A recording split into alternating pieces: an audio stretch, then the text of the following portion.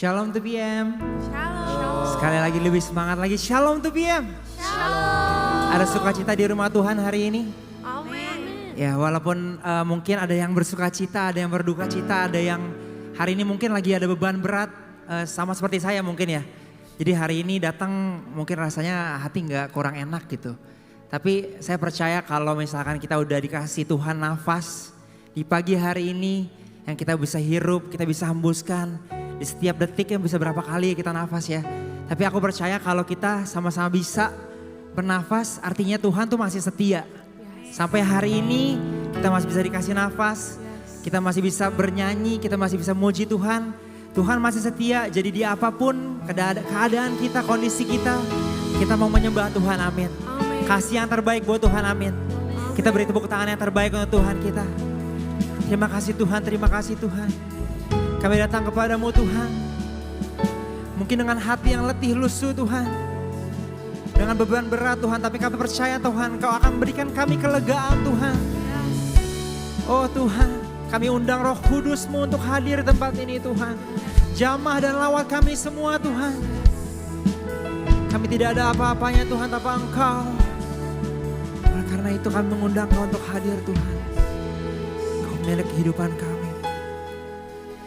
You give life, you are love, you bring light to the darkness, you give hope, you restore every heart that is broken.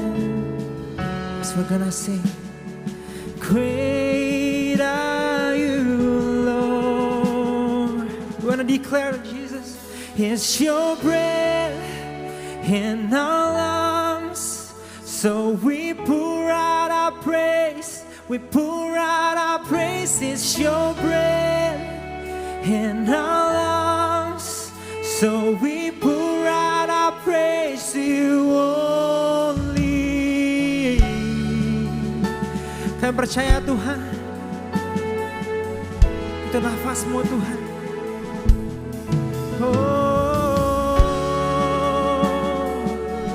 Kami ingin berikan yang terbaik, pujian yang terbaik. Come on, sing it with me. You give life, you are love, you bring light to the dark. You give hope, you give hope, you restore every heart that is broken. Great are you, Lord. One more time, sing, great are you, Lord. Great are you, Lord. It's your breath, it's your breath in our lungs.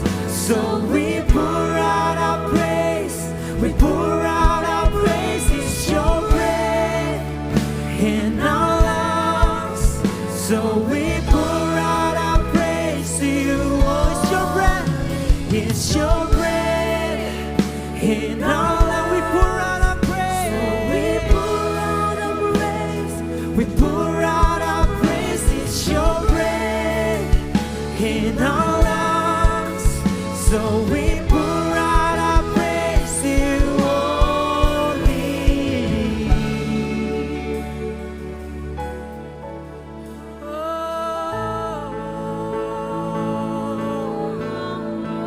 We believe Jesus, all the earth will shout your name name, Jesus.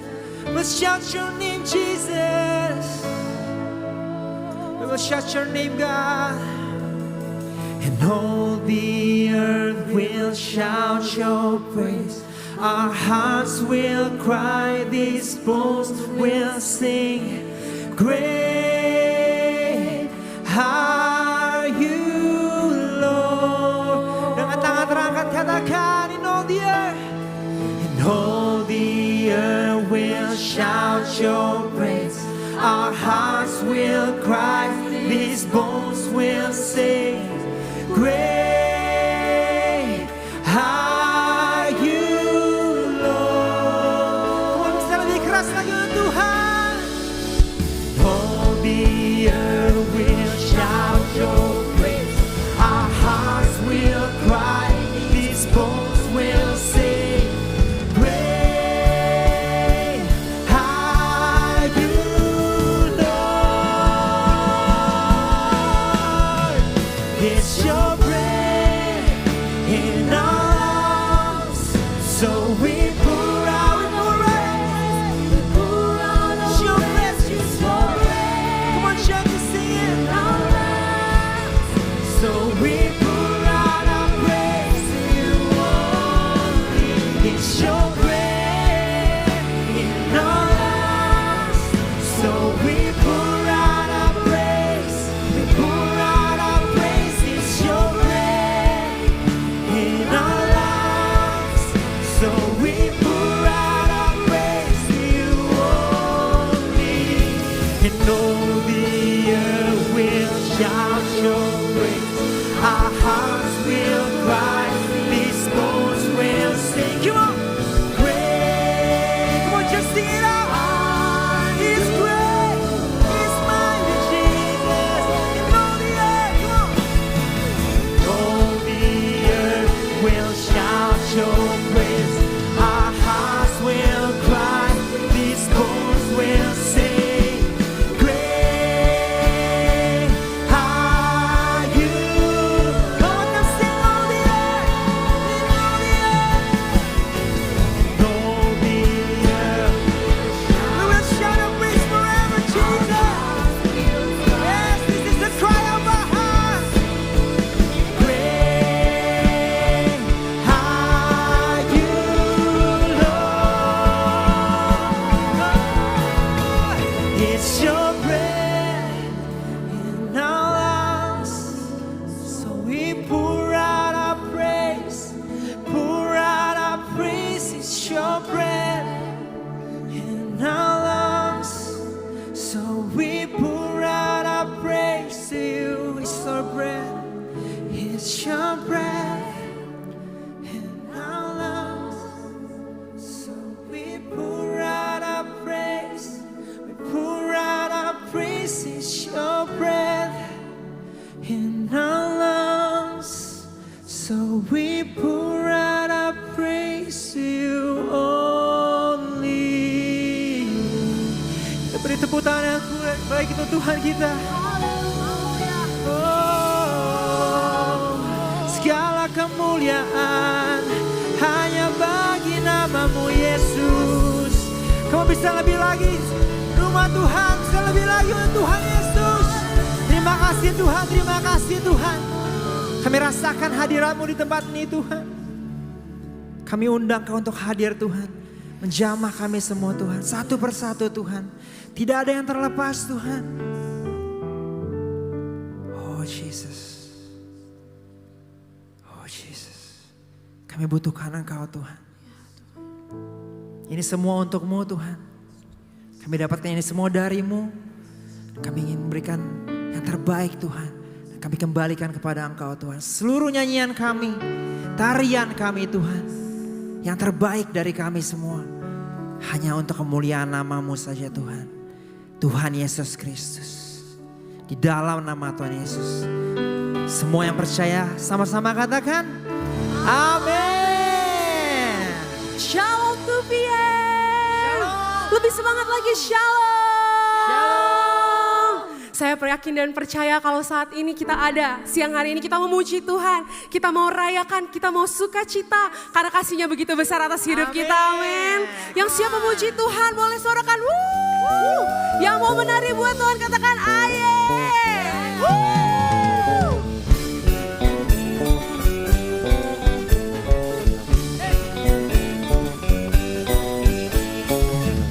Sungguh besar kasih-Mu Tuhan atas hidup kami. Sehingga siang hari ini Tuhan kami mau menari buat Tuhan. Dan tak terukur besar kasih setiamu Tuhan. Panjang dan lebarnya melebihi lautan. Jauh tinggi mengatasi langit dalamnya. Dalamnya tak dapat ku selami. Kasih setiamu besar selamanya. Kasih setiamu besar selamanya. Mari sama-sama menari buat Tuhan. Hatiku bersyukur, jiwaku memuji, mulutku pun bersorak memuji Engkau. Sekali lagi menari buat Tuhan, come on coba ya. Ajaib perbuatanmu, besar anugerahmu, takkan berhenti ku memuji namamu. Mari tubuh yang katakan, tiada terukur besar kasih setiamu Tuhan. Panjang dan lebarnya melebihi lautan. Jauh tinggi mengatasi langit. Dalamnya tak dapat ku selami. Kasih setiamu besar selamanya. Mari dengan sukacita katakan kasih setiamu besar selamanya. Mari anak muda menari buat Tuhan. Hatiku bersyukur, jiwaku memuji, mulutku pun bersorak memuji Engkau. Yesus ajaib perbuatanmu, besar anugerahmu, takkan berhenti ku memuji namamu. Biarkan musik menyembah Tuhan. Mari kita menari buat Tuhan. Katakan haleluya. Sebab kasih-Mu besar Tuhan atas kami. Dan kesetiaan-Mu nyata atas kehidupan kami sampai selama-lamanya. Sorakan haleluya. Mari tubuh yang menari buat Tuhan.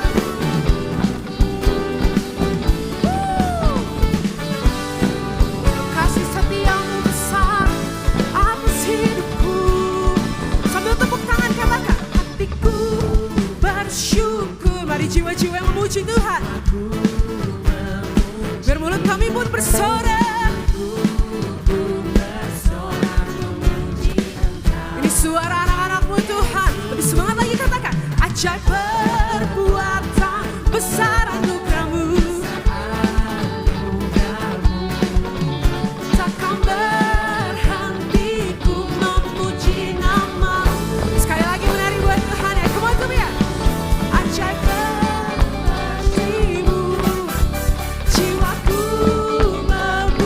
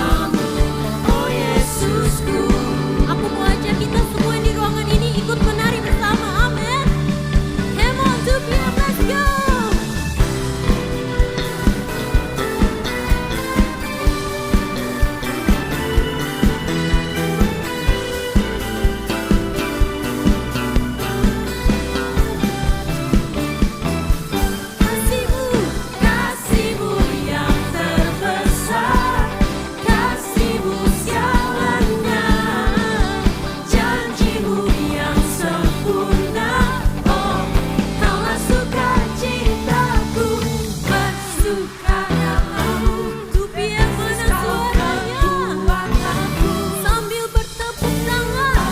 Aman di dalammu, menara perlindunganku. Menari bagimu, Yesus kau suka cintaku. Mulialah namamu. Oh, oh, oh, oh, bersuka dalammu, Yesus kau kekuatanku. Aman di dalammu, menara perlindunganku. Menari bagimu, Yesus kau suka cintaku. Mulialah namamu, kaulah suka cintaku. Mulialah namamu, oh Yesusku. Yesusku, suka cintaku. Itu biar sama-sama katakan, suka cintaku. Berikan tepuk tangan yang terbaik buat Tuhan kita.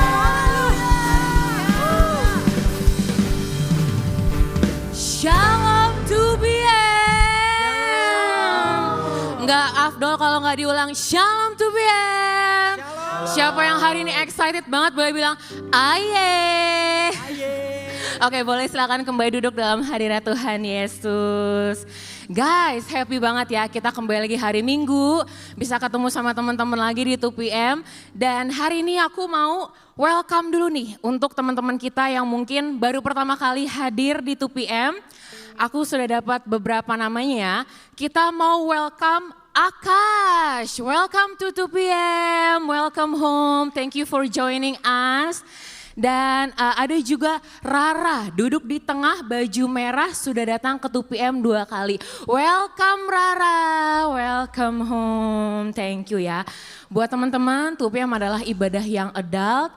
Kalau teman-teman belum memiliki ibadah yang adult di mana teman-teman bisa tertanam, bisa banget join di 2PM. Oke, sebelum aku bakal lanjut ke beberapa informasi, di sini aku mengundang kita semua untuk masuk ke dalam offering. Aku akan undang teman-teman untuk kita bisa sama-sama berdoa.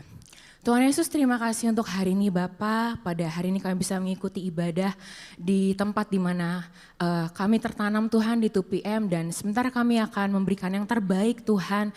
Biarlah kiranya apa yang kami berikan boleh menjadi dupa yang harum di hadapan-Mu Tuhan. Dan boleh memperluas kerajaan-Mu. Terima kasih Tuhan, haleluya, amin. Teman-teman boleh scan QR code yang ada di depan bangku.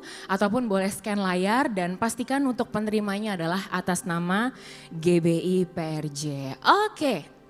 Dan of course kita juga nggak bosen-bosen dan nggak akan pernah bosen ya. Untuk selalu encourage teman-teman di sini semua untuk kita boleh tertanam yang namanya cool. Jadi buat teman-teman yang belum tahu, cool itu adalah kepanjangan dari Community of Love. Jadi ini adalah cell group di mana kita tuh bisa tertanam dan berkomunitas ya. Dan di 2PM sendiri ini aku suka banget karena memang kita tuh spesial bikin cool. Benar-benar spesifik banget biar sesuai sama kebutuhan setiap anak-anak muda yang ada di sini ya. Kita punya total di sini ada sekitar 11 school ya berarti ya. Dan yang di highlight itu yang online.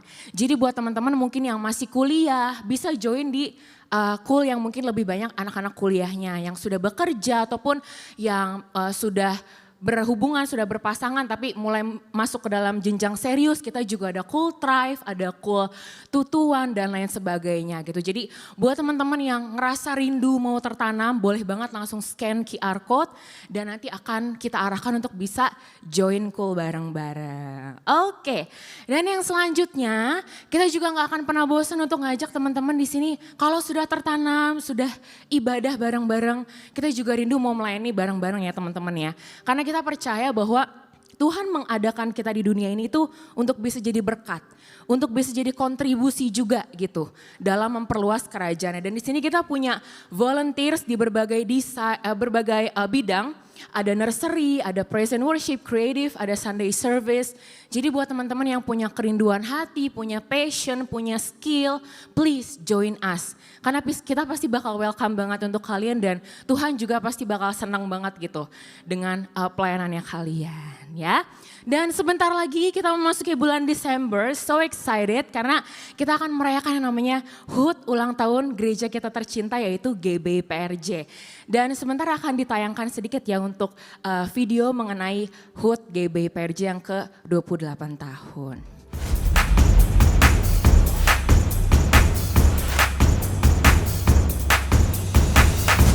Will you walk by faith, not by sight?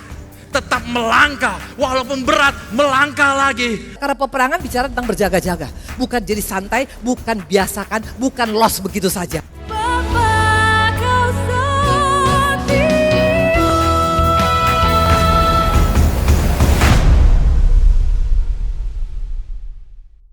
Untuk dapat mengikuti ibadah tersebut, silakan booking tiket secara online melalui apps GBI PRJ Grup CK7. Berikut adalah cara booking tiketnya. Buka GBI PRJ CK7 app di handphone Anda dan masukkan nomor handphone Anda. Lalu masukkan kode OTP yang telah dikirimkan melalui nomor WhatsApp Anda. Klik lanjutkan. Pilih event dan e-ticket.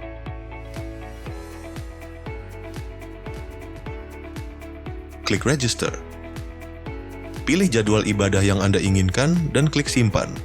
Jika Anda ingin menambahkan jiwa baru untuk ikut dalam ibadah, klik tambah. Masukkan nama dan nomor handphone dan pilih jadwal ibadah.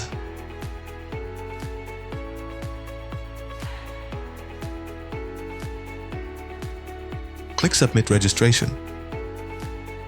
Klik My Ticket untuk melihat tiket Anda dan scan QR event yang sudah disediakan panitia.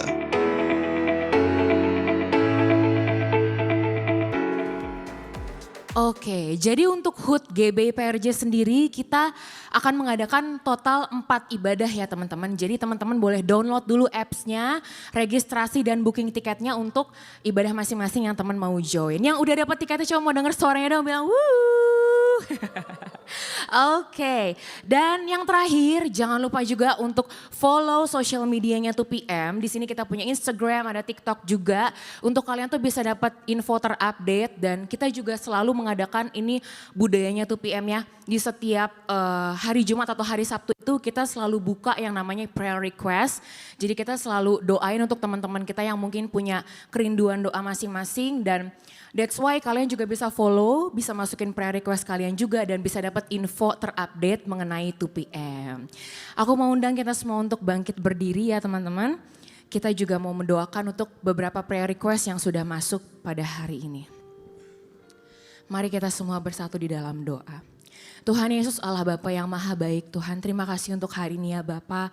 Pada siang hari ini Tuhan kami mau bersatu hati Tuhan. Kami percaya 2-3 orang berkumpul maka Tuhan akan menjawab doa setiap kami. Dan pada hari ini Tuhan kami mau bersatu hati untuk teman kami yang mungkin sedang mengalami struggle dalam hubungannya ya Bapa.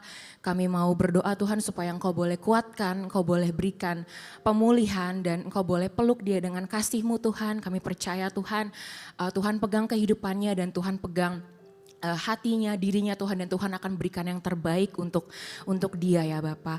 Kami juga berdoa untuk teman kami Tuhan yang merindukan hikmat dan jawaban atas kebimbangan mungkin dalam bisnis, dalam usahanya Tuhan. Kami percaya Tuhan Engkau akan memberikan titik terang ya Bapa. Kami percaya Engkau adalah Allah yang memberikan jawaban, memberikan ketentuan Tuhan. Walaupun dunia kami mungkin tidak pasti Tuhan, penuh dengan uncertainty, tapi kami percaya Engkau adalah Allah yang pasti Tuhan dan masa depan kami itu terjamin di dalam-Mu ya Bapa. Engkau berikan hikmat, Engkau berikan kekuatan dalam teman kami menghadapi usaha dan bisnisnya ya Tuhan. Kami juga berdoa untuk teman kami yang bersyukur Tuhan untuk mendapatkan pekerjaan baru setelah unemployed dalam beberapa tahun Tuhan. Kami mengucap syukur ya Bapa. Engkau Allah yang sangat baik Tuhan. Kami percaya dalam apa yang telah dipercaya ini Tuhan, pekerjaan yang baru yang Kau berikan buat teman kami. Kami percaya Engkau juga tuntun setiap langkahnya Bapa. Engkau berikan dia hikmat, Engkau berikan dia skill yang excellent Tuhan. Sehingga dia juga bisa menjadi anak Tuhan yang menjadi berkat dalam pekerjaannya ya Bapa. Kami juga berdoa untuk teman kami yang merindukan pasangan hidup. Oh Tuhan Yesus, kami percaya Tuhan, Engkau adalah Allah yang mempertemukan setiap kami dengan pasangan yang sepadan, pasangan yang betul-betul takut akan Tuhan, pasangan yang betul-betul bisa membawa kami bisa masuk lagi ke dalam pertumbuhan yang lebih di dalam Engkau Tuhan. Kami percaya Engkau akan memberikan pasangan hidup yang terbaik Tuhan yang daripadamu untuk teman kami ya Bapa.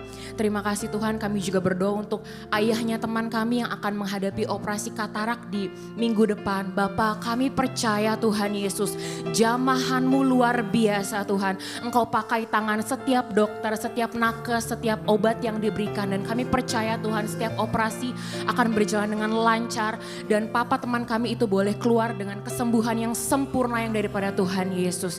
Kami serahkan Tuhan setiap doa kami ini ke dalam tangan-Mu. Dan kami percaya Bapa Engkau adalah Allah yang baik.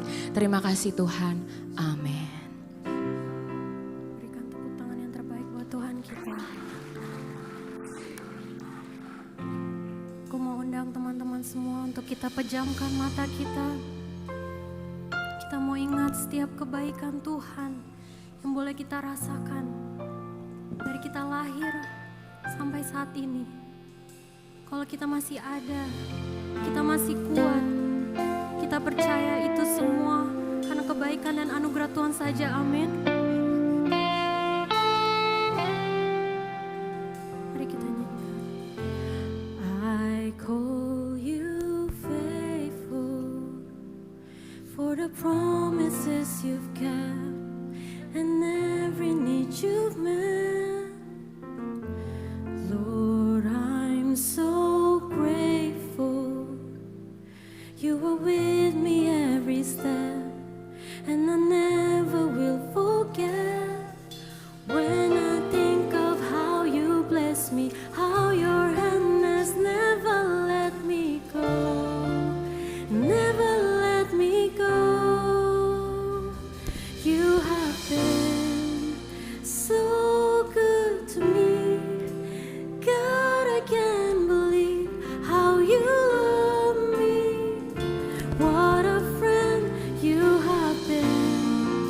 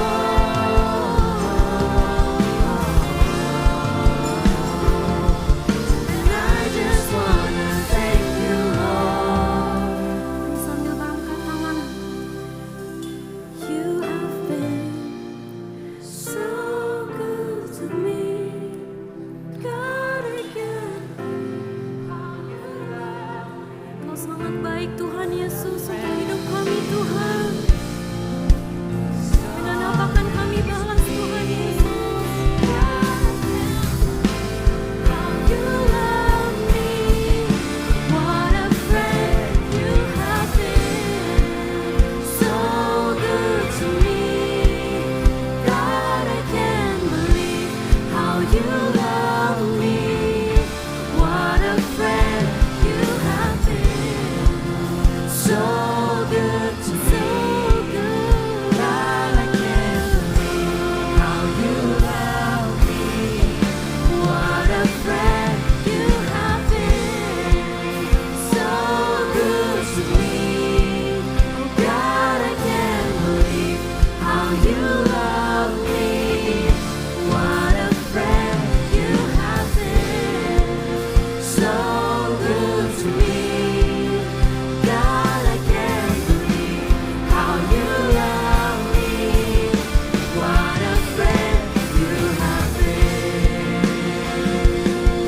Oh, you are so good to me. You have been so good to me. So good to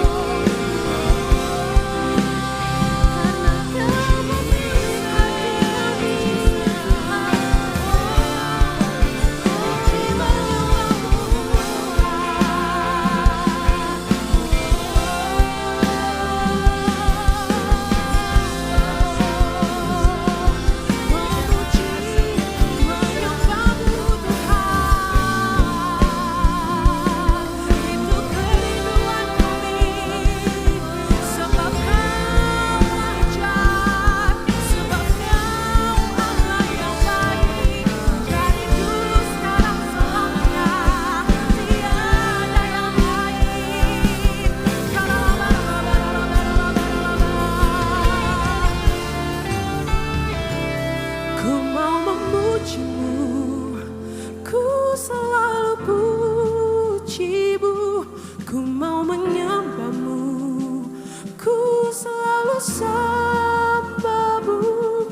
Kau yang layak terima semua pujian, kemuliaan hanya bagi Tuhan. Mari itu PM katakan, ku mau memujimu, ku selalu pujimu.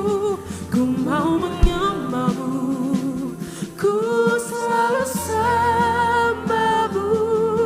Kau yang layak terima semua pujian, kemuliaan hanya bagi Tuhan. Mari lebih lagi katakan, ku mau memujimu,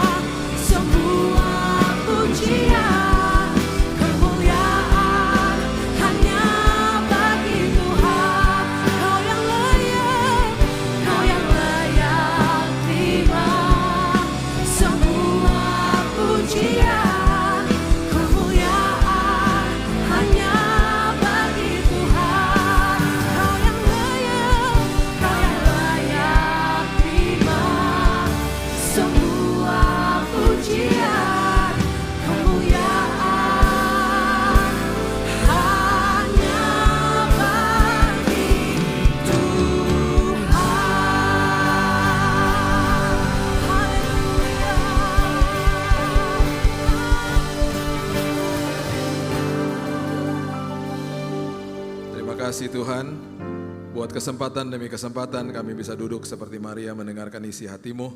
Tuhan terima kasih buat masa depan kami, karena kami tahu masa depan kami penuh pengharapan yang tidak akan mungkin bisa mengecewakan karena ada Yesus di dalamnya.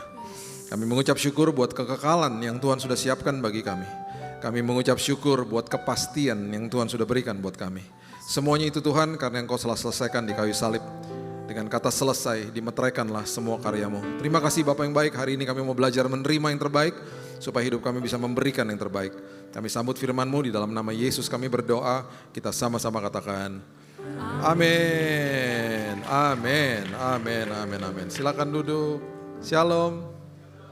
Udah makan? Jangan ngantuk ya. Saya karena rumah dekat jadi sempat pulang makan dulu. Oke, The Foundation of Faith, ini adalah tema hari ini. Kita buka sama-sama Roma 10 ayat 17, ayat yang sangat populer. Roma 10 ayat 17 mengatakan begini, jadi iman timbul dari pendengaran dan pendengaran oleh firman Kristus. Jadi iman timbul dari pendengaran, pendengaran akan firman Kristus. Nah, sepanjang hari ini kita dari tadi juga kita membahas dari pagi tentang sebuah kisah yang sangat-sangat luar biasa di Alkitab. Kisah seorang bocah yang masihnya usianya sekitar belasan tahun, yang hidupnya diperhadapkan dengan suara-suara dalam hidupnya. Bocah ini namanya Daud. Dan kalau kita bicara nama Daud, pasti kita akan korelasikan dia dengan Goliat sang musuhnya, dan itu menjadi sebuah kisah klasik yang ada di sekolah minggu yang biasanya kita mulai dengar dari sejak kita kecil. Nah, iman timbul dari pendengaran akan firman Allah. Dan Ibrani 1 ayat yang ketiga mengatakan firman itu yang menopang hidupnya manusia. Jadi landasan daripada kehidupan kekristenan manusia atau orang Kristen adalah firman Tuhan, gak ada yang lain. Itu sebabnya ketika landasannya merupakan firman dan dia tidak menganggap enteng yang namanya firman, kehidupan kita ketika nanti ada ujian datang, dan ujian itu biasanya is like a pop quiz, bisa datang kapan aja. Kitanya sudah siap karena hari lepas hari kita sudah mulai membiasakan bukan lagi sekedar hanya baca Alkitab, tapi kita mulai membiasakan Alkitab baca kita. Kita mulai hidup kita bukan sekedar hanya ngerti aja, kita mulai dikuasai sama firman. Dan itu lambat laun akan naik levelnya sendiri.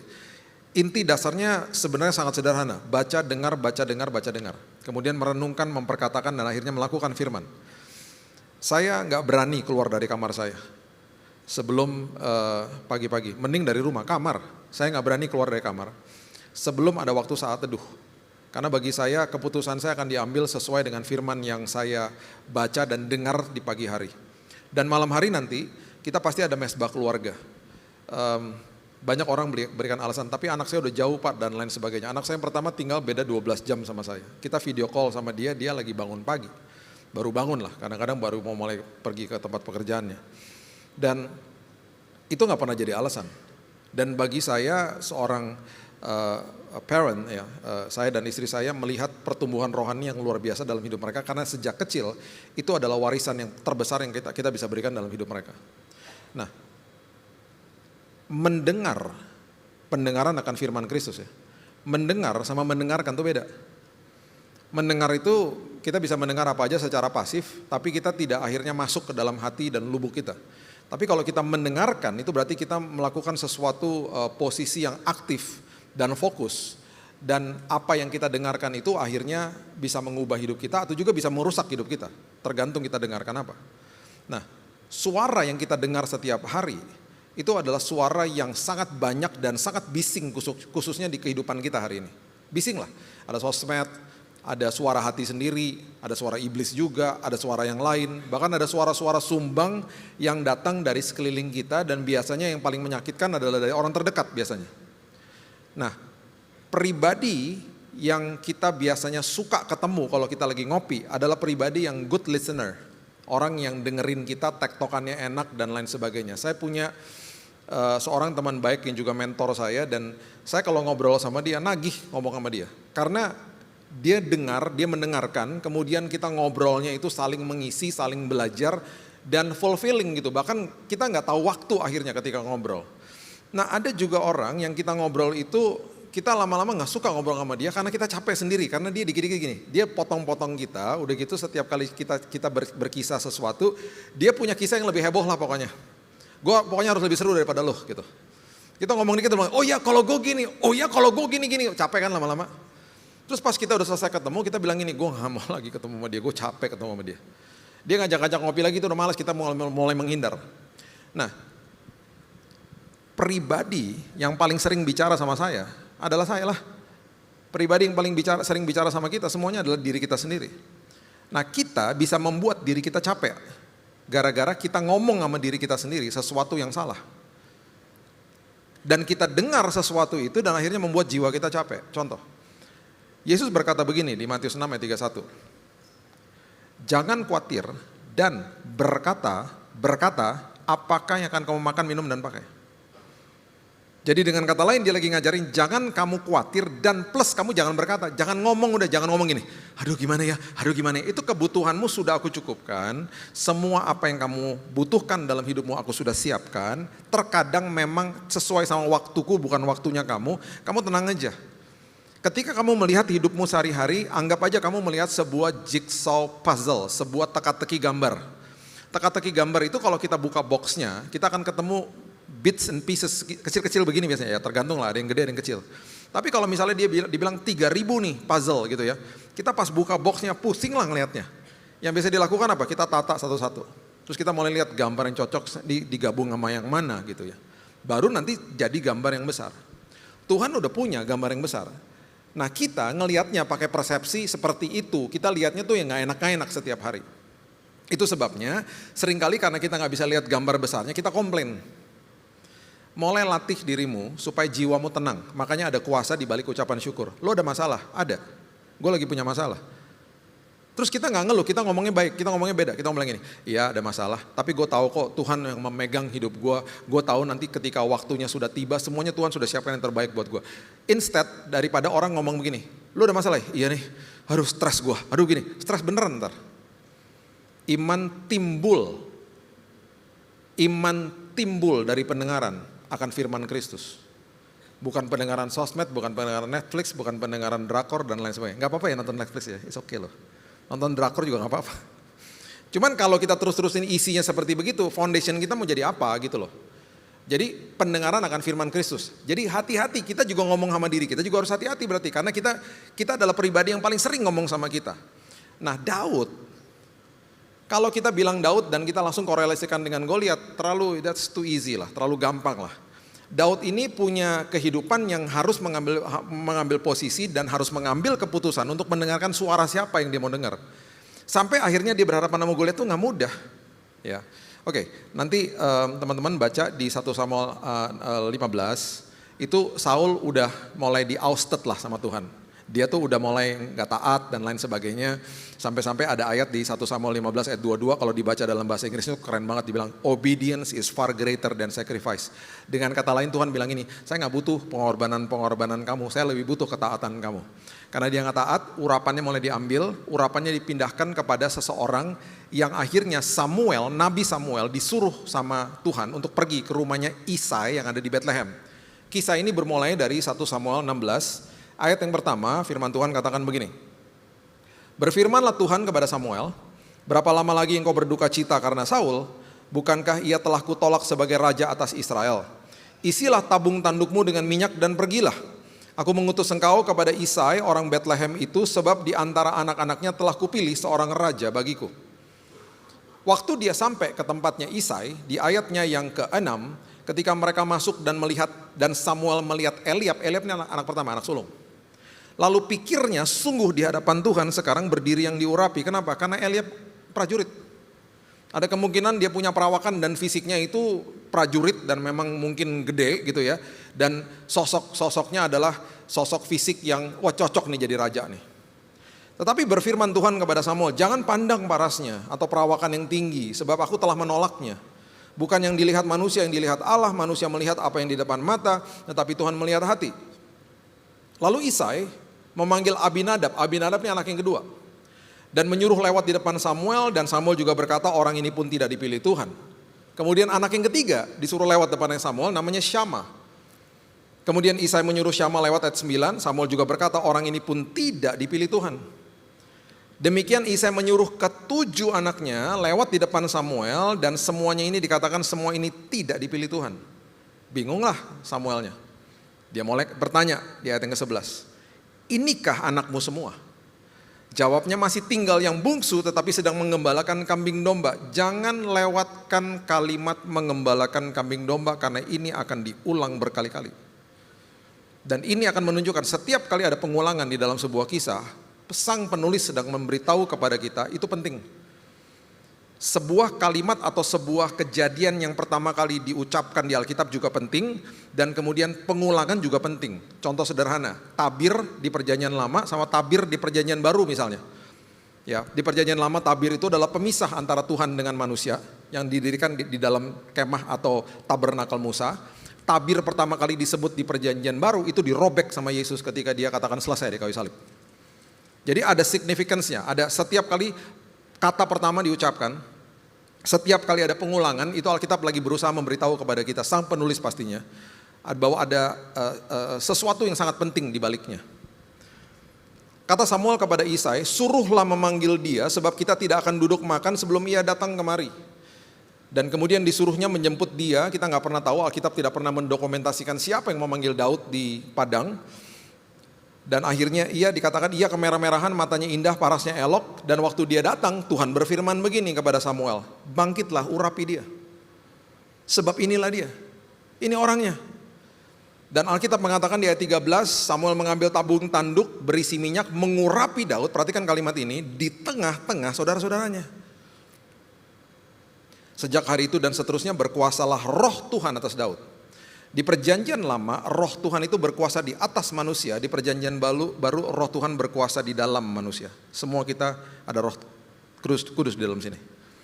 Di Perjanjian Lama, roh Tuhan itu bisa meninggalkan manusia. Hari ini roh kudus berdiam di sini dan tidak pernah tinggalin kita. Jadi jangan pernah berdoa begini, Tuhan jangan tinggalkan kami Tuhan. Jangan baper. Ya, saya paling sedih kalau orang lagi doa syafaat terus ngomongnya begitu. Roh kudus gak pernah ninggalin kita. Kita mau buat salah kemarin, kita sudah dimeterai, itu meterai keselamatan artinya Roh Kudus. Ya, jadi yang ada kita ninggalin Tuhan, itu yang ada. Roh Kudus nggak pernah ninggalin kita. Ya, jadi perbedaannya kita lihat konteksnya ya, ini Perjanjian Lama ya. Nah, waktu ini terjadi, oke, sekarang ada dua sisi nih. Saudara-saudaranya, kakak-kakaknya terutama Eliab, Abinadab dan Syama iri hati. Adalah nanti ada dokumentasinya. Mereka iri hati dan kesal udah sama adiknya. Karena iyalah mereka mikir ya harusnya kan gue jadi raja. Kok jadi adik gue yang tidak diperhitungkan. Nah di satu sisi di dalam benaknya Daud dia punya dua pilihan sekarang. Karena ada dua suara dalam hatinya juga. Ya. Dan sebenarnya akhirnya dia tidak memilih dua suara itu. Dia memilih suara kebenaran. Karena Alkitab membuktikan. Nah suara ini yang satu adalah dia bisa punya banyak alasan untuk kepahitan sama bapaknya. Karena hari itu dia sadar hidupnya dibanding-bandingkan dengan kakaknya. Dan dia sama sekali tidak diperhitungkan. Dia tidak dimasukkan ke dalam prosesi urapan anak-anak daripada Isai. Oh dia bisa punya banyak alasan untuk kepahitan sama bapaknya. Gila aja ternyata ya, gue dibanding-bandingin sama abang-abang gue gak diperhatikan.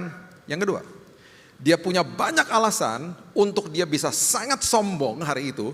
Membuktikan dirinya bahkan kepada kakak-kakaknya. Ya lu gak perhatiin gue ya ternyata ya. Sekarang gue buktiin sama lu, gue jadi raja nih. Roh Tuhan berkuasa. Oh gak ada gitu-gitunya. Bahkan dia nanti Alkitab menarasikan hal-hal yang sangat luar biasa. Dia fokus sama perkara kecil dan dia sangat setia. Dan gak ada dokumentasi dia kepahitan sama bapaknya. Nah ketika ini sudah terjadi, kita sudah paham tentang kisah ini, sekarang kita masuk ke dalam kisahnya Saul. Saul kan urapannya sudah diangkat sama Tuhan. Karena urapannya diangkat sama Tuhan, kerap kali roh jahat menguasai hidupnya. Dan karena roh jahat menguasai hidupnya, hamba-hambanya Saul bilang begini sama si raja. Raja, mau nggak kita panggilin pemain kecapi? Kita udah dengar ada pemain kecapi, anaknya Isai. Dia jago main kecapi, pernah ngisi di CK7 juga. Mau nggak saya panggilin ke istana? Emang lu tahu dari mana? Ya mungkin karena itu jarak Bethlehem sama Yerusalem ketika sekitar 6, 7, 8 kilo. Itu kan padang terbuka pada saat itu pastinya. Dan udah tersiarlah kabarnya, biasanya kalau dia mengembalakan kambing domba suka main kecapi dan bagus. Raja mau nggak suruh dia main ke sini supaya jiwanya tenang. Singkat cerita, dan ini adalah kairosnya Tuhan, Daud juga nggak tahu ya. Dia bahwa satu hari dia nanti akan berjumpa audiensi dengan Raja Saul, karena satu-satunya raja yang bisa menentukan siapa nanti akan melawan Goliat cuma Saul. Dia nggak tahu soal hal ini. Awalnya Tuhan mempertemukan dengan Raja Saul untuk supaya dia bisa main kecapi. Dan akhirnya waktu dia datang dan main kecapi, ayat 21 mengatakan begini, demikianlah Daud sampai kepada Saul dan menjadi pelayannya. Saul sangat mengasihinya, dan perhatikan ini, dan ia menjadi pembawa senjatanya.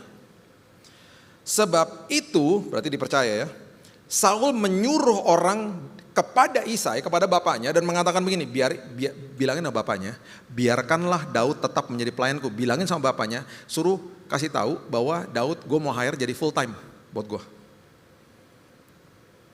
Kemudian perhatikan kalimat ini, jangan terlewat kalimat ini, sebab aku suka kepadanya. Oke, nanti kita kembali situ ya. Aku suka kepada Daud. Setiap kali apabila roh yang daripada Allah hingga pada Saul, Daud mengambil kecapi, memainkan, Saul merasa lega, nyaman, roh yang jahat itu undur daripadanya. Udahlah, pokoknya di saat ini Saul suka sama Daud. Ini semuanya kairosnya Tuhan nih, mulai terjadi. Daud juga pasti nggak tahu. Satu hari di pasal berikutnya, ada sebuah lembah, bahasa Inggris mengatakan the Valley of Elah, lembah Tarbantin, di mana pasukan Filistin turun ke situ membawa ikonnya mereka, namanya Goliat. Mereka menantang bangsa Israel supaya mereka bisa mengadakan sebuah perang dan memiliki sebuah tujuan yang sangat jahat.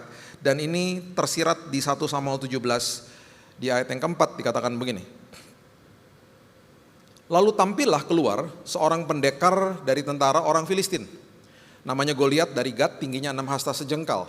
Dan kemudian ayat 8, ia berdiri dan berseru kepada barisan Israel, katanya kepada mereka, mengapa kamu keluar untuk mengatur barisan perangmu? Bukankah aku seorang Filistin dan kamu adalah hamba Saul? Kemudian ini isi tantangannya dia. Pilihlah bagimu seorang dan biarlah ia turun mendapatkan aku. Dengan kata lain, udah kita gak usah perang terbuka, lu kirim satu prajurit dari lo yang lu rasa hebat, lawan gue duel one on one. Dan ini isinya. Dan jika orang lu itu ya dapat berperang melawan aku dan mengalahkan aku, maka kami akan menjadi hambamu. Kalau kita kalah, kalau aku kalah sama prajurit kamu, saya dan semua bangsa Filistin bersedia menjadi budaknya kamu. Ya dia tahulah dia pasti menang karena dia kan gede ya, dia raksasa satu-satunya di situ. Tetapi jika aku dapat mengungguli dia dan mengalahkannya, maka kamu akan menjadi hamba kami dan takluk kepada kami. Tapi kalau sebaliknya saya menang, kamu semua jadi budak saya. Alkitab mengatakan di ayat 11, ketika Saul dan segenap orang Israel mendengar perkataan orang Filistin itu, maka cemaslah hati mereka dan sangat ketakutan. Oke, di ayat ini, perhatikan ini baik-baik. Ada sebuah kebenaran yang mereka tahu, saya ulang ya. Ada sebuah kebenaran yang bangsa Israel tahu ya, tapi tidak sadar mereka mempunyainya. Sama seperti hari ini kalau kita mengatakan bahwa saya tahu ada janji Tuhan, tapi saya nggak sadar bahwa saya adalah orang yang memiliki hak penuh atas semua janji Tuhan. Seperti Roma 8 ayat 17 yang mengatakan kamu adalah anak, ahli waris, dan orang yang punya hak penuh atas semua janji Tuhan. Ironis toh? Saya punya janji Tuhan, saya tahu janji Tuhan bahkan, tapi saya tidak sadar bahwa saya punya hak atas janji itu, dan saya tidak menghidupinya. Itu sebabnya mereka ketakutan. Nanti ada seorang bocah yang namanya Daud ini akan memberitahu kepada mereka kebenaran yang sebenarnya mereka juga udah tahu. Oke, sekarang baca dulu ayat 13. Ketiga anak Isai yang besar-besar telah pergi berperang mengikuti Saul. Nama ketiga anak yang pergi berperang itu Eliab, anak yang sulung yang tadi sudah kita baca. Anak yang kedua namanya Abinadab, anak yang ketiga namanya Syama. Saya cuma mau kasih tunjuk aja bahwa mereka adalah prajurit. Mereka sudah ikut sama Saul, mereka perang. Mereka ada di lembah Tarbantin. Daudlah yang bungsu, ayat 14. Jadi ketiga anak yang besar-besar itu pergi mengikuti Saul. Tetapi Daud, perhatikan ini, selalu pulang daripada Saul untuk apa? Mengembalakan domba ayahnya di Bethlehem, diulang-ulang terus. Jadi habis dia kerja full time main kecapi, dia pulang, dia pasti akan mengembalakan kambing domba dan jumlahnya nggak banyak. Nanti akan didokumentasikan jumlahnya nggak banyak. Jadi dia tekun banget sama perkara kecil. Alkitab juga ngasih tahu sama kita, dia mengabdi banget sama bapaknya. Nggak ada rekornya dia kepahitan sama bapaknya. Dia setia sama perkara kecil. Dia nggak pernah kasih kode sama Saul bahwa mungkin dia udah diurapi ya. Pasti dia nggak mungkin kasih tahu lah. Gue diurapin jadi raja ya, bisa dipotong kepalanya kali. Jadi dia kan pasti diam-diam ya. Tapi kan dia udah punya roh Tuhan di dalam dia. Dia nggak kasih kode untuk ikutan perang lah, enggak. Habis selesai main kecapi, pulang mengembalakan kambing domba. Ayat 16. Orang Filistin itu, gue lihat, maju mendekat pada pagi dan petang hari.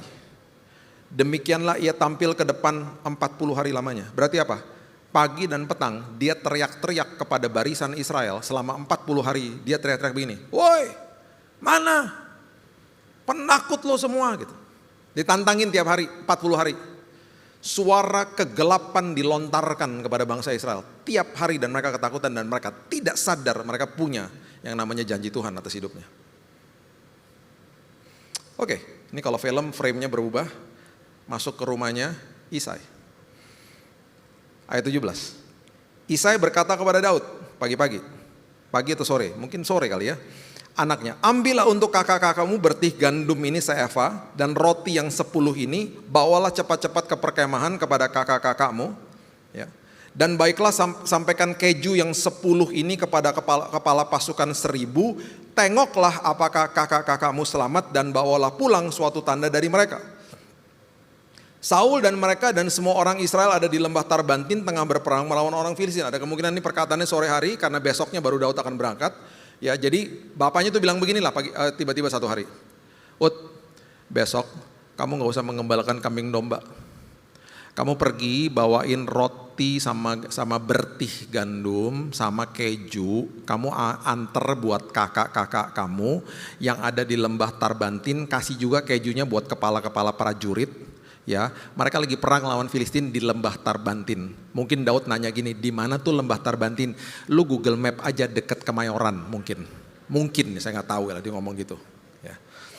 Ayat 20, lalu Daud bangun pagi-pagi. Nah ini keluar lagi nih kalimat nih. Daud bangun pagi-pagi, ini penting banget ini. Ditinggalkannya kambing dombanya pada seorang penjaga, ditulis berkali-kali. Berarti kambing dombanya tuh penting banget sampai dia nitipin sama temennya. Bro, gue nitipin kambing domba gue, kenapa lo mau kemana? Gue mau disuruh antar bokap sama bokap gue nganterin roti sama keju ke lembah Tarbantin, nengokin abang gue. Bentar ya, ntar gue balik lagi. Ingat ya, dari tadi dia setiap kali kerja dia pulang, setiap kali kerja dia pulang. Dia cinta banget sama tuh kambing domba. Ya, dan gak banyak loh ya, gak banyak jumlahnya, nanti ada ayatnya. Lalu ia mengangkat muatan dan pergi seperti yang diperintahkan Isai kepadanya. Nah ini dia nih, dia sampai kan? Dia sampai ke lembah Tarbantin, dia bawa tuh roti sama keju.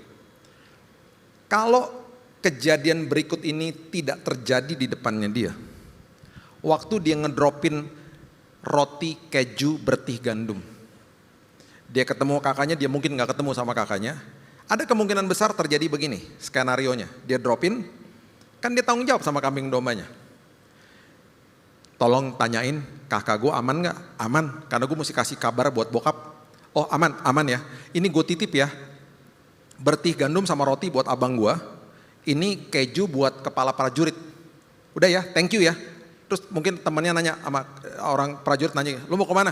Gue balik lah, kambing domba gue titipin sama teman gue, ya bye gitu. Dia kan gitu orangnya, selesai balik, kambing domba penting banget buat dia. Nah karena dia sampai ke sana dan tiba-tiba Alkitab mengatakan begini, ini kairosnya Tuhan sudah terjadi nih. Sampailah Daud di perkemahan ketika tentara keluar untuk mengatur barisannya dan mengangkat sorak perang. Jadi dia ngeliat nih, wow sorak perang. Dia mulai nanya-nanya. Dia mulai bingung, dia mulai nanya-nanya. Nah ayat 23, sedang ia berbicara dengan mereka, tampillah maju pendekar itu namanya Goliat, orang Filistin dari Gat, dari barisan orang Filistin. Dan Goliat ini mengucapkan kata-kata yang tadi juga. Kata-kata apa? Kata-kata tantangannya lah. Woi, mana? Penakut lo semuanya. Dia mungkin teriak-teriak seperti begitu. Dan Alkitab mendokumentasikan dan Daud mendengarnya. Kairosnya Tuhan mulai terjadi. Sesuatu dalam dirinya mulai bangkit. Suara kebenaran dalam dirinya mulai bangkit. Dan apa yang dia lihat berikutnya adalah sesuatu yang juga membangkitkan dia. Ketika semua orang Israel melihat orang itu, ayat 24, larilah mereka daripadanya dengan sangat ketakutan. Dia dengar Goliat ngomong, dia lihat bangsanya sendiri, termasuk kakak-kakaknya, lari ketakutan. Timbullah sebuah perkataannya Daud di ayat yang ke-26 di bagian yang B, yang saya juga heran kenapa gak pernah dibahas. Karena ayat ini, perkataan ini akhirnya yang membuat dia beraudiensi sama Raja Saul. Dia teriak begini, ayat 26. Dia katakan begini ya, siapakah orang Filistin yang tak bersunat ini sampai ia berani mencemooh barisan daripada Allah yang hidup? Oke, kalau kita baca ini cepat-cepat, kita nggak lihat konteksnya, nggak lihat kultur budaya dan juga Tauratnya, Talmud dan Misnah yang ada di belakangnya ada. By the way ada 613 ya, peraturan-peraturan yang dibuat pada saat itu. Dan 248 ketentuan, 365 larangan. Jadi bukan hanya 10 hukum Taurat, jadi banyak konteksnya. Nah ketika mereka bilang bersunat, ketika dia katakan begini, kita kan bangsa bersunat, ngapain takut sama dia, itu narasinya.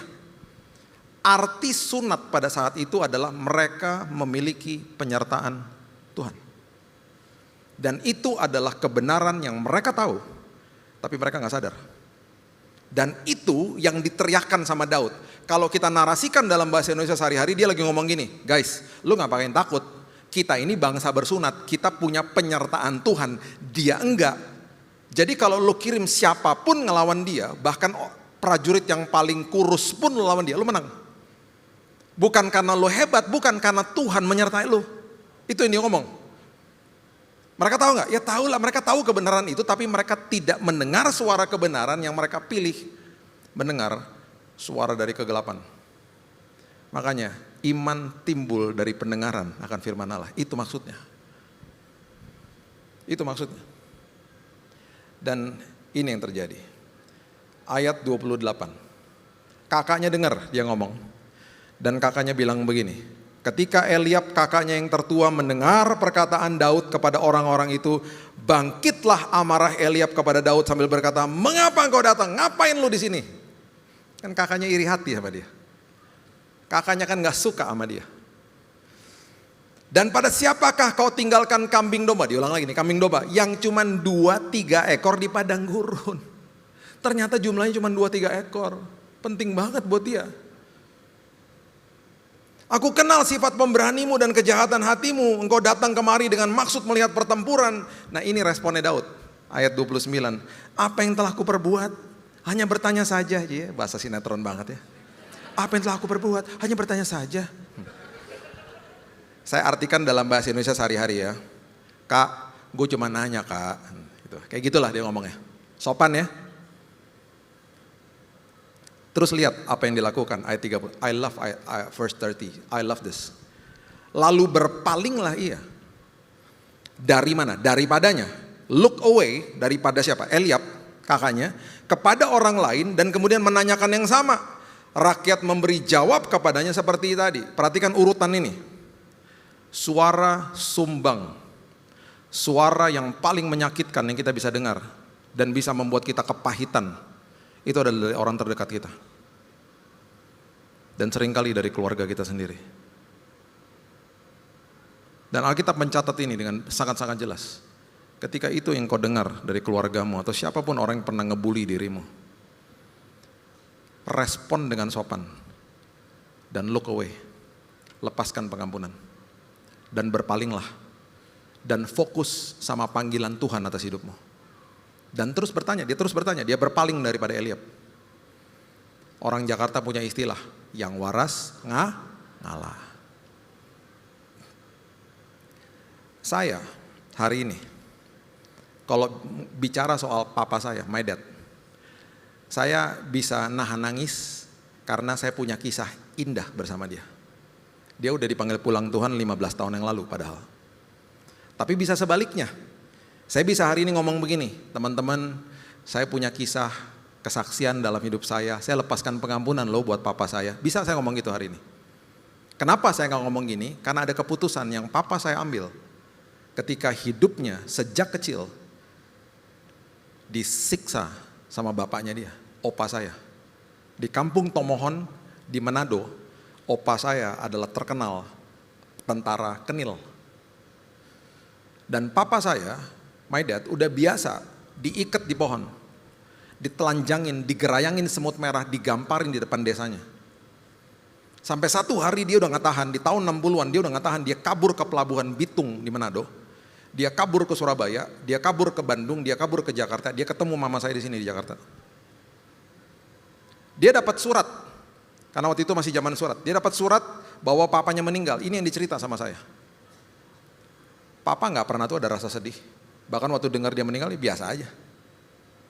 Karena dia kepahitan sama bapaknya, benci bahkan sama bapaknya. Makanya dia kabur, dia gak pernah mau ketemu lagi, dan gak pernah ketemu lagi. Terus saya tanya gini sama dia waktu dia cerita sama saya. Waktu saya duduk di bangku SMA dia cerita sama saya. Dia bilang, "Pak, kok papa gak gituin kita? Kok papa gak pernah mukulin kita? Papa gak pernah KDRT, gak pernah mukulin mama?" Karena biasanya orang seperti begitu udah lingkaran setan tuh. Rantainya begitu aja udah terus. Saya gak pernah lupa dia bilang gini. Di tahun 66, ketika saya akan menikah sama mama kamu, saya lepaskan pengampunan di altar Tuhan. Karena saya gak mau bawa sampah dari masa lalu. Saya besar dengan seorang bapak yang penuh dengan senyum. Tiap hari dia begini nih. Kalau dia stres saya gak tahu. Seumur hidup. Kalau saya datang ke rumahnya dia, atau waktu masih kecil masih tinggal bareng sama dia, tiap hari gini. "Hi Bill, how are you?" gitu. Tiap hari. Yang disiplin kita di rumah tuh mama. Kalau mama disiplin kita ya, mama disiplinnya juga maksudnya hebat gitu ya, bukan otoriter, bukan yang bukan dengan kekerasan. Ayo belajar, ayo gosok gigi, diajarin pokoknya disiplin aja. Seringkali ya, saya lihat papa tuh datang ke belakangnya mama, ngusap-ngusap punggungnya gitu. Udah. Maksudnya apa? Jangan keras-keras sama anak-anak. That's my dad. Dan dia tuh tipe orang yang masuk ke kamar ngomong gini, "Bill, SMA, udah ada pacar belum?" Jadi best friend lama-lama. Jadi waktu dia pergi, dia meninggal di depan TV, serangan jantung, pergi mendadak. Hancurlah saya. Saya kehilangan best friend saya, bukan cuma sekedar papa saya aja. Saya bisa berkisahnya beda loh hari ini. Kalau dulu saya digebukin sama dia, karena dia gak pernah lepaskan pengampunan. He look away, dan dia lepaskan pengampunan. Dia bilang, "Saya gak pernah mau bawa sampah itu ke dalam keluarga saya." Dan yang terjadi, lihat ini, ayat 31. Terdengarlah kepada orang perkataan yang diucapkan Daud. Suara kebenaran dalam hidupmu yang membela adalah Tuhan. Engkau gak usah pusing membela dirimu, kasih tahu, mencari kebenaran lah, membenarkan diri lah. Karena kebenaran tidak perlu mencari pembenaran. Kebenaran akan tersiar dengan sendirinya dengan pembelaan Tuhan. Jadi akhirnya dikatakan terdengarlah kepada orang perkataan yang diucapkan Daud. Perkataan apa yang tadi dia ngomong? Kan itu kan prajuritnya banyak dan itu suara harus terdengar sama Raja Saul supaya dia bisa dapat akses kepada Goliat toh. Jadi yang terjadi adalah terdengarlah kepada orang perkataan yang diucapkan Daud, lalu diberitahukan kepada Saul dan Saul menyuruh memanggil dia. Jadi bisa bayangin, dia berpaling dan itu ada orang di sekitar situ yang persis Tuhan tempatkan dalam hidupnya. Suara kebenarannya disampaikan kepada orang yang tepat. Gak usah bela dirimu. Lepaskan pengampunan, berpalinglah. Release the blessing. Dan kemudian biarkan pembelaan Tuhan terjadi atas hidupmu. Gak usah bela dirimu.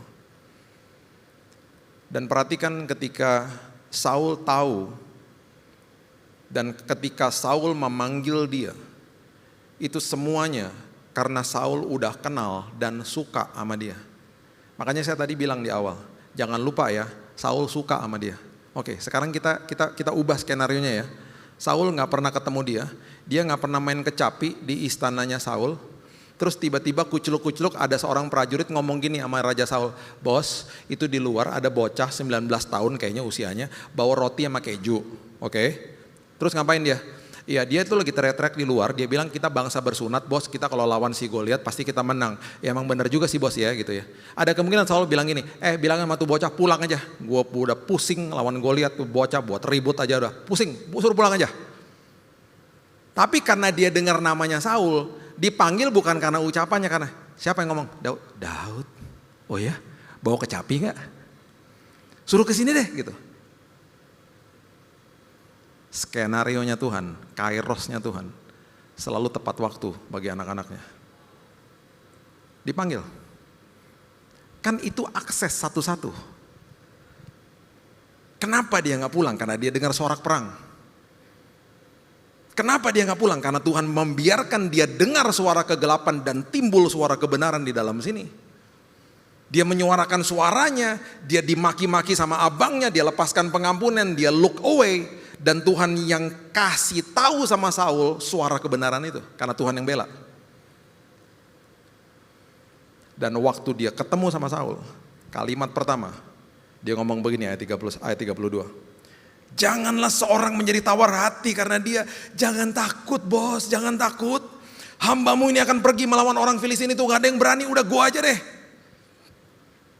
Dialog antara Saul dengan Daud mulai terjadi. Dan Daud berusaha untuk meyakinkan dia. Karena Saul bilang gini, lu tuh siapa? Mungkin dia cuma bilang, lu kan pemain kecapi, lu kan cuma gembala. Itu orang udah train soldier, dia udah dari dulu udah jadi prajurit, gede pula. Daud bilang gini, ayat yang ke-34. Daud berkata kepada Saul, hambamu ini biasa mengembalakan kambing domba ayahnya. Diulang lagi. Apabila datang singa atau beruang yang menerkam seekor domba dari kawanannya, maka aku mengejar, menghajar dan melepaskan domba itu dari mulutnya. Kalau itu Billy Lantang jadi gembala, ada beruang sama singa ngambil domba saya akan bilang ambil dan makan aja, selesai gue mau pulang aja, gue kabur deh. Ya iyalah, cuman 2 sama 3 ngapain lu bela-belain? Dia nih ngomong dengan keyakinan, dia lagi ngasih tahu sama Saul itu 2-3 domba itu I love them.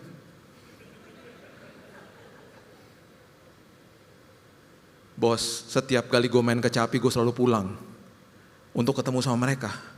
Itu hidup gue tuh. Terus dia bilang, gue lepasin tuh domba dari mulutnya. Kemudian apabila ia berdiri menyerang aku, maka aku menangkap janggutnya, menghajar dan membunuhnya.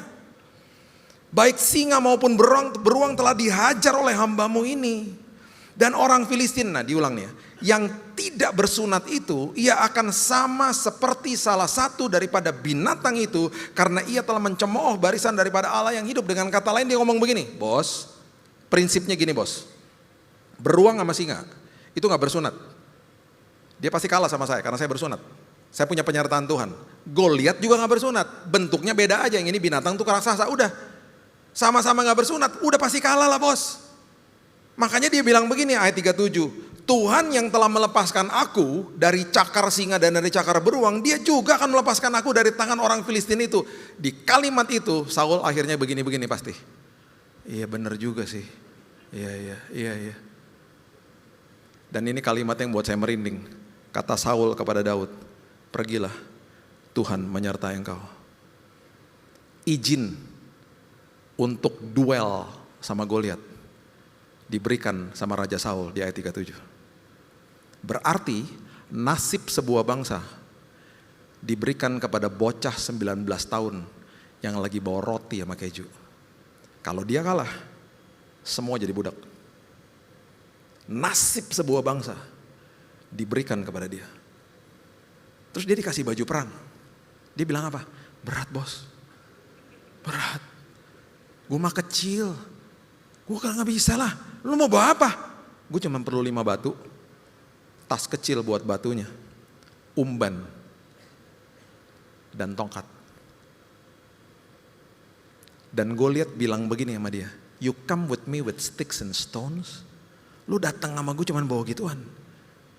Aku akan memberikan dagingmu kepada burung-burung. Oh dia beda, dia gak pernah bilang, oh gue akan ngalahin lo. Enggak, dia ngomong gini ayat 45.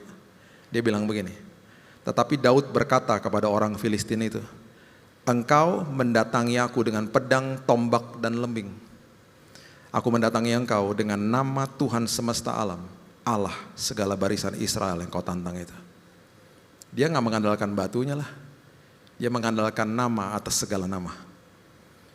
Dia putar umbannya, dia shot, dia slingshot, ceger.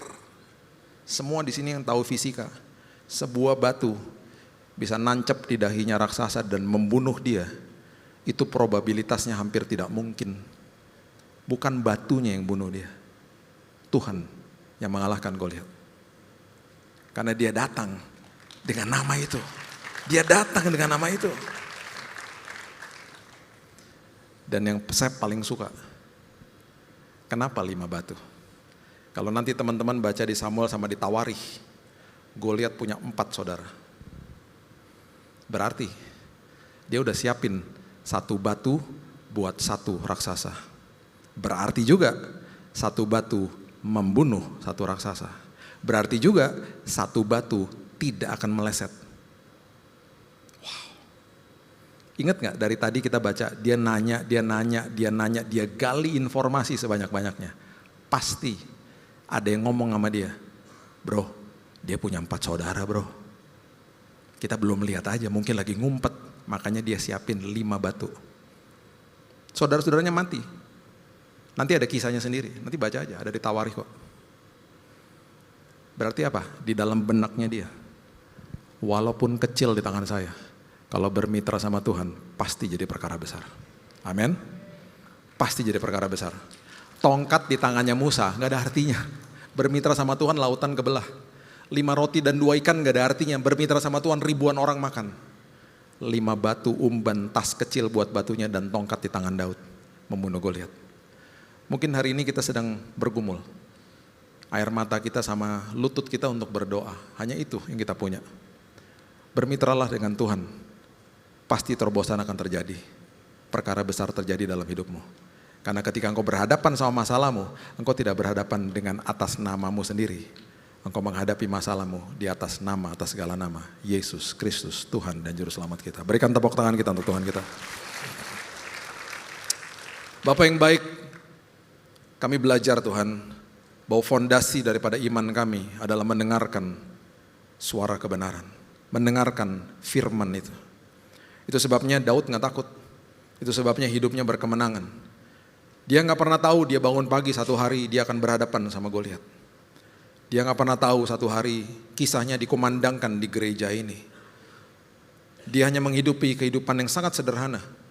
Tapi suara kebenaran itu yang dia pilih untuk dia dengar setiap hari. Dia mengabaikan suara-suara yang lain. Karena dia tahu dia fokus kepada panggilan Tuhan. Walaupun dari hal-hal kecil. Dan Tuhan menempatkan dia di dalam sebuah panggung kehidupan yang terbesar dalam hidupnya. Berhadapan dengan Goliat. Tuhan, hari ini kami gak tahu Goliat kami seperti apa. Tapi kami tahu satu hal. Kalau kami isi kehidupan kami dengan firman kebenaran, maka suara kebenaran itu yang akan menguasai hidup kami. Dan karena ada suara kebenaran itu menjadi fondasi dari iman kami Tuhan. Yang kami percaya ketika kami bangun pagi, kami gak pernah tahu akan apa yang akan terjadi sama hidup kami. Tapi kami tahu satu hal, apapun boleh terjadi, Tuhan kami lebih besar daripada apapun. Itu sebabnya kami mau serahkan hidup kami, masa depan kami ke dalam tangan Tuhan. Dan kami begitu percaya, Roh Tuhan yang membimbing kami senantiasa memeteraikan firman demi firman dalam hidup kami. Terima kasih Bapak yang baik, hanya di dalam nama Tuhan Yesus aku sudah berdoa dan kami sudah menerima firman kebenaran. Kita sama-sama katakan, amin. Amin. God bless you. Tepuk tangan sekali lagi buat Tuhan kita. Berapa banyak ini berkati oleh firman Tuhan hari ini? Katakan, wuh. Haleluya. Saudara sangat diberkati, terima kasih untuk Pastor Billy dan juga untuk keluarga yang sudah melayani kami semua. Luar biasa saudara dari IR1 ya. seorang hamba Tuhan yang begitu menjadi panutan bagi kita semua. Saudara, ada kabar baik hari ini. Tadi saya mendapat kabar bahwa di belakang sana nursery class hari ini mencapai the record high attendance. 26 anak-anak, luar biasa. Dimulai dari 4 anak, sekarang 26 anak. Kami punya mimpi kita punya 40 anak by next year. Jadi saudara-saudara yang sudah nikah silakan beranak cucu langsung saudara ya. Yang belum menikah langsung cari pasangan hidup supaya kita benar-benar menggenapi firman Tuhan untuk kita beranak cucu. All jokes aside, teman-teman yang mempunyai teman-teman young couples, yang mempunyai anak-anak yang masih toddlers bisa dibawa ke 2PM. Kami adalah ibadah dewasa muda yang setiap hari Minggu ada di sini jam 2 siang. Khusus untuk young professionals dan juga young couples yang masih singles boleh, yang sudah menikah juga boleh. Dan kami bersyukur saat ini ada 3 komsel, saya percaya tadi sudah dibahas, 3 komsel khusus untuk young couples. Ada 1 komsel yang tahun ini semua couplesnya menikah, saudara.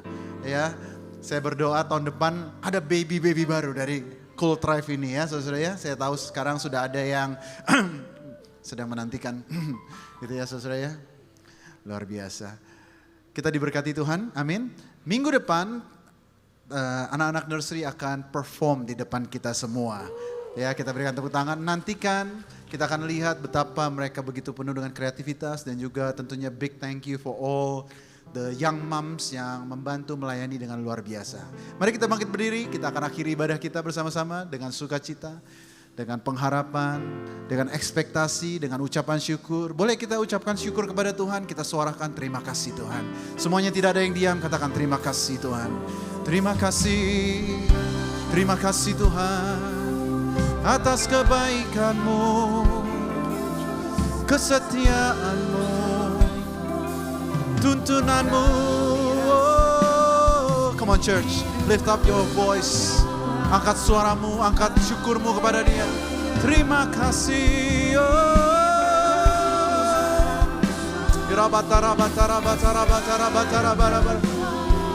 Kami bersyukur. Haleluya.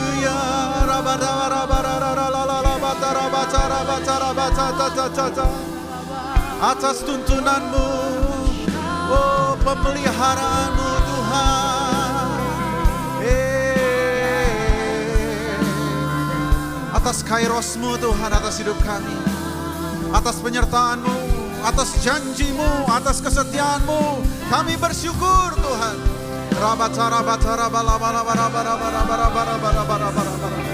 Terima kasih Tuhan.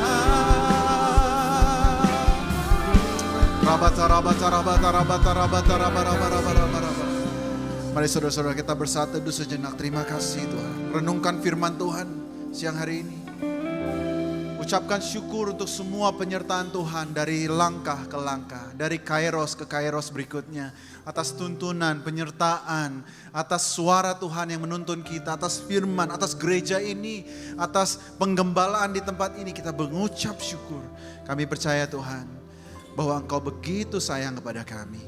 Terima kasih untuk hari ini kalau kami boleh beribadah, diberkati. Kami membawa ucapan syukur kami kepadamu Tuhan. Karena kami tahu segala yang kami miliki semuanya berasal dari Tuhan. Tuhan, kami akan pulang dan kami menantikan berkat yang dari Tuhan. Karena kami tahu kami tidak bisa berjalan dengan sendiri. Kami tidak bisa melakukan banyak hal tanpa urapan yang dari Tuhan. Mari jemaat Tuhan angkat kedua belah tanganmu. Dan terimalah berkat dari Allah Bapa, cinta kasih dari Kristus Yesus, dan penyertaan Roh Kudus boleh ada bersama dengan engkau dari sekarang sampai selama-lamanya. Dalam nama Yesus semua yang percaya katakan amin, amin, amin, amin. God bless you, God bless you, God bless you. Selamat hari Minggu.